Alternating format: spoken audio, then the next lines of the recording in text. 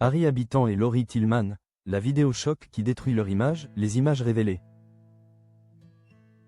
L'onde de choc Harry Habitant, quand l'indignation dévoile les plaies du passé et la violence de l'accent-aigulitisme.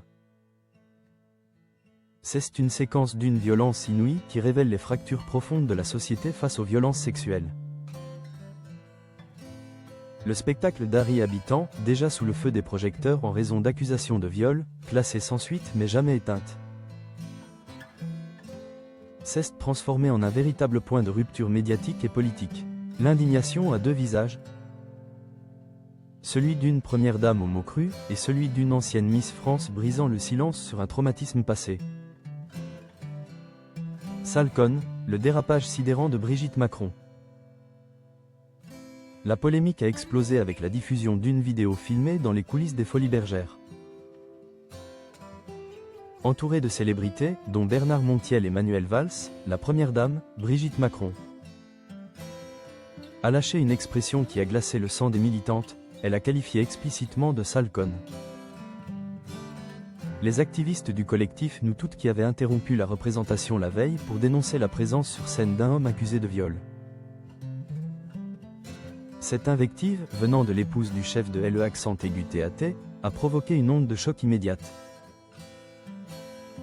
On a été extrêmement choqués par ces propos-là, ont confié deux représentantes de Nous Toutes à France Info. C'est avant tout une insulte envers les victimes de violences sexistes et sexuelles. D'ailleurs, c'est une insulte sexiste. Donc nous, c'est ce qu'on trouve le plus choquant. Ce dérapage met en lumière une fracture béante entre le sommet du pouvoir et le mouvement féministe. Soulignant un mépris sidérant pour l'action militante qui tente de donner une voix aux victimes. Laurie Tillman brise le silence. J'avais honte, je me sentais humiliée. Dans ce climat d'embrasement, un compte féministe, Folles Alliées, a exhumé une archive de 2013, diffusée sur TF1,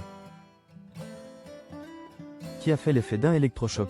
La vidéo montre Harry Habitant embrasser de force Laurie Tillman, alors Miss France de 20 ans, sous les rires et les applaudissements du plateau. 14 ans après, l'ancienne reine de beauté bretonne a choisi de rompre le silence sur Instagram, témoignant de l'ampleur du traumatisme. Je redécouvre ces images 14 ans après. J'avais 20 ans, Jen est aujourd'hui 34 mais le traumatisme est intact, a-t-elle écrit. Ces mots sont un témoignage poignant de la pression sociale à l'époque et du poids du silence.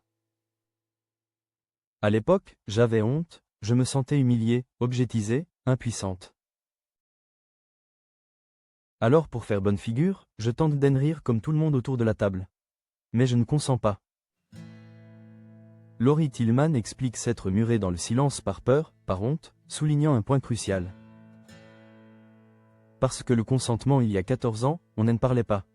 Son intervention est une voix forte au nom de toutes celles et ceux qui n'ont pas pu faire entendre leur voix. C'est le cri d'une génération qui, aujourd'hui, ne se tait plus face aux gestes déplacés et aux violences banalisées. Il est crucial de rappeler le contexte judiciaire qui a rendu la présence d'Harry Habitant si controversée. Accusé du viol d'une jeune femme de 24 ans en 2021, l'humoriste a bénéficié d'un non-lieu, une décision confirmée en appel en janvier dernier.